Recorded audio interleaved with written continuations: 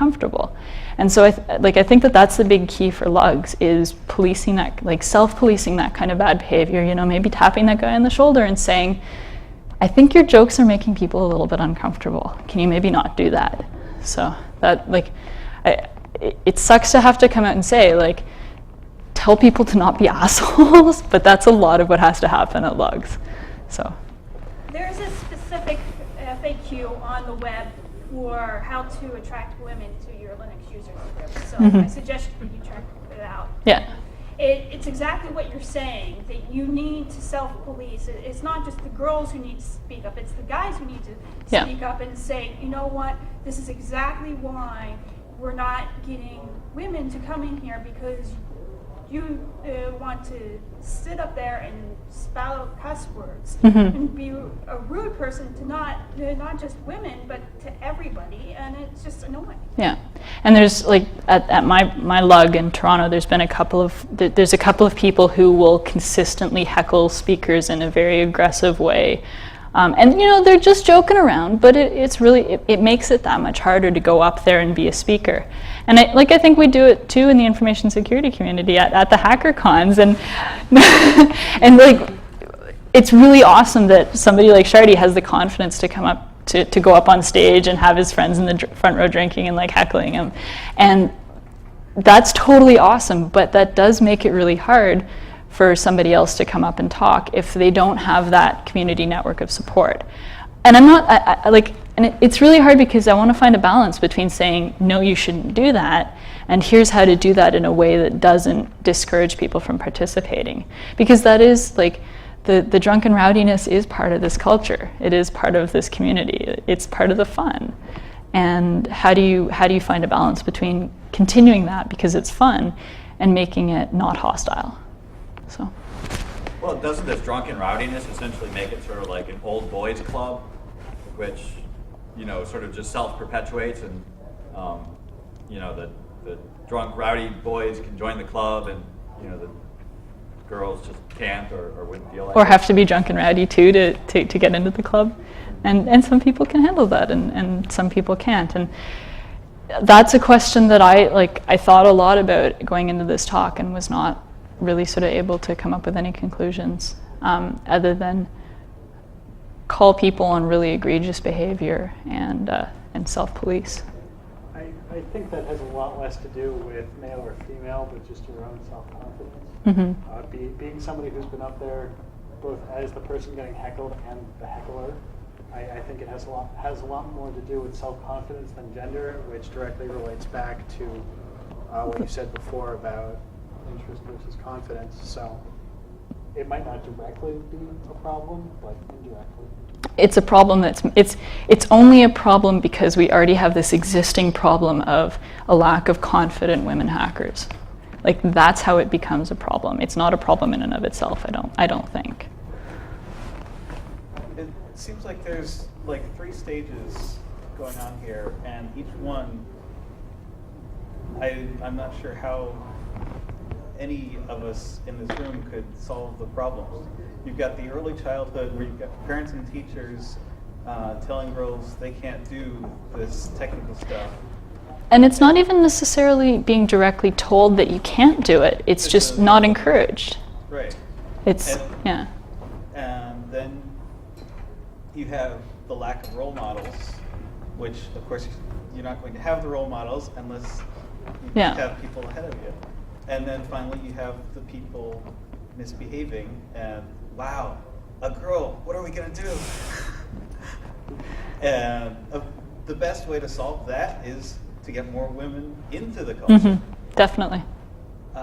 So you kind of have to address the first 2 in order to deal. So it's like if there were just like 50% women at this conference, or at like a lug or anything, the like, oh my God, let's like glom on the girls would just not happen, because there would be lots of girls. And so rather than it being this crazy ratio, that just wouldn't be the case. Yeah. How much of the problem do you think is caused by the women? For example, at that Hope panel, the posters inside the men's room. Yes. Live Cable Black Sword flame. chicks, live girls, come to this room at this time to see live hacker girls, ZZZ. Yeah. She was really trying to be funny, and it just really wasn't But, funny. For example, the Yeah. Kisses girl. Yeah. The girl She's going been at around. several. She was at another Yeah, conference she's too. at DEF CON. Yeah. And somebody wrote an article on her where she made up a fake story about she was running some sort of social experiment, and then there was another newspaper story about how she was looking for money to get a bus home. She was just basically making up stories and taking in money from these poor, desperate guys who Yeah. would pay $1 to kiss her. Yeah. How much? It was really sad. It was, and it made me angry when I saw it. Yeah. Because one of the smartest people in this field that I know is female, and she was just ripshit. So Yeah. how much of the problem do you think is caused by women's actions as opposed to the glom on, hey look, it's a cute girl, let's take the keyboard away? Yeah, I think that that's another question of self-policing that has to be addressed, and that I know I personally haven't been very good about addressing that. Even confronting Cable Flame about the posters in the bathroom, that as women already involved in this community, we have to be holding each other up to not to good behavior, but to encouraging each other and to encouraging other women to become involved. And it becomes hard to self-police when it is such a minority situation that, as it is right now. Like, I think that that's why it has been traditionally hard to self-police in that respect. But I think it is something that people, specifically women already involved in the community, have to be conscious of. Do you think there's a taboo against taking the girl who's saying, oh, look at me, I'm poor and defenseless and I don't know anything, do my stuff for me just to get attention? Is there a taboo against doing calling that people on because, that? Oh, okay. Because of the thought that any attention is good attention, even if we don't agree with her tactics, it's still getting a foot in the door. Do you think that that's one of the reasons for the taboo against saying? I think that that's definitely one of the reasons. The whole idea of not wanting to discourage even that kind of lame, I'm showing up to sell kisses participation, seeing it as still participation, even if it's not positive participation, and being able to call people on the fact that it's not positive. So. I'd actually like to respond to what he was just asking about with the anecdote about the girl who's making up all the stories, and say, what about the guys who do stuff like that? The guy who does all the heckling in Toronto. There's a lot more of them, but it's something you're going to experience as part of human nature. And in a situation where they're such the minority, people who might want attention or might want to abuse that attention are going to find it a very easy place to find it. Well, the problem is, though, if you have just statistically less women, if you have one woman for every 10 guys, the woman that stands out doing that sort of bullshit story is going to be a lot more noticeable just because she stands out, just because of the numbers. So it's potentially more damaging. It's not worse, but it's just, Oh, I agree. I was just Self-policing is really important for men and women. Like, yeah. I was just suggesting it's important not to cite that as a possible cause for the shortfall of participation of women as a whole, because there's one or two I'm who not say, trying hey, to suggest attention. that. Okay. I'm just saying that it's, from what I've seen, it's something that most women I've talked to know exist, but don't want to approach because of, it's a lose-lose situation. Whereas other women I know, that makes them 10 times more angry than the guy that's being a misogynist asshole. The woman that is encouraging them to be like that. So I was just wondering what your Yeah. opinion on Well, that. it's especially hurtful when somebody is doing something like that because of. It's gotta be worse when it comes from within. Yeah, exactly. I think that the girl doing the kissing booth at Hope and at DEF CON was more hurtful to the women who actually managed to come out and participate. All 20 of us at Hope, and I don't know how many women show up at DEF CON, but I've been to hacker conferences that had under 1% participation, and that's just really sad. And open source conferences, AstraCon, the Asterisk conference in October, there were 5 women of 600 attendees. That's not even 1%. There's something wrong there. I mean, but I think that sort of the relative kissing booth phenomenon will decrease and it will improve as you have more women, at these conferences and at these events. Mhm. Because once you have a whole bunch of women or a whole bunch of any group, it's much harder to single out one and say, oh, look, they are now representative of this very small group. Yeah. So if you have 10 women and one of them is acting like an idiot, and you have 500 men and 10 of them are behaving badly, it's much easier to hold the one up as the example. So I think that the ultimate solution then becomes encouraging to more women to move into the field. It's back to the bootstrapping power. Mm-hmm.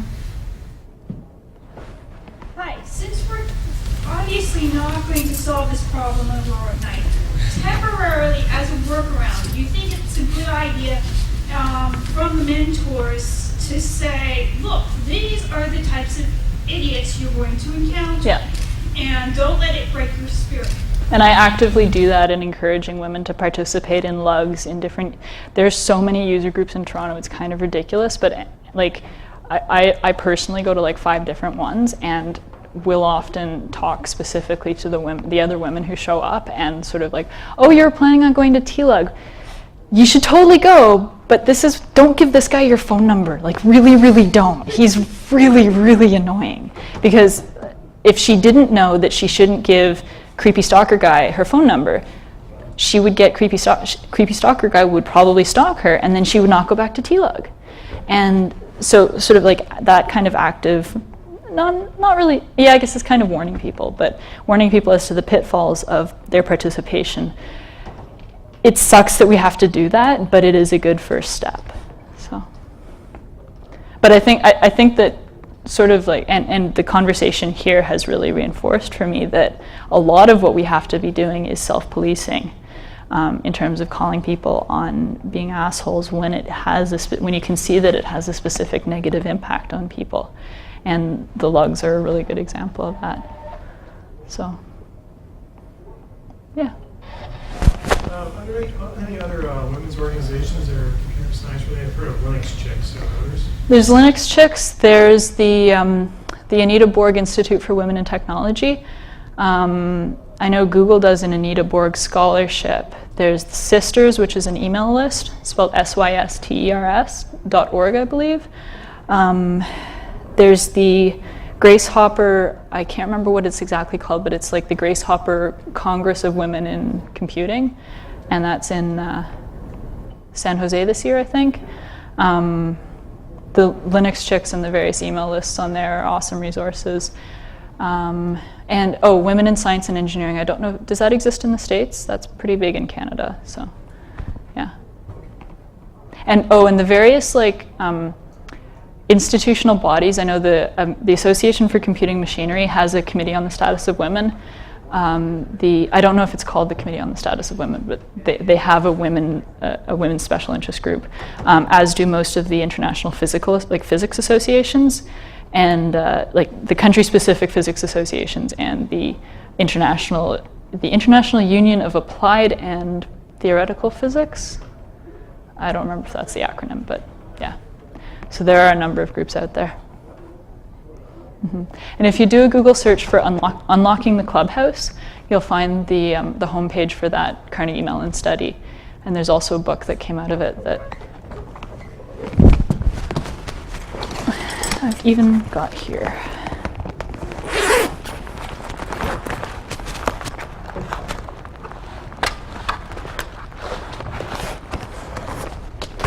And that's what it looks like.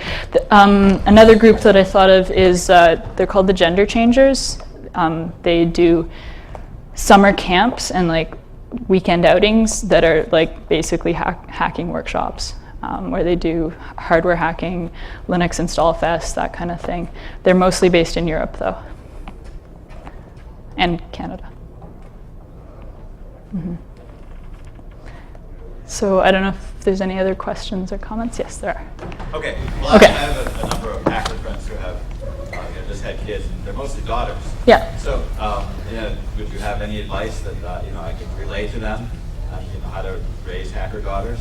Give them a really old computer and like lots of Linux ISOs, and generally like encouragement is the really big thing.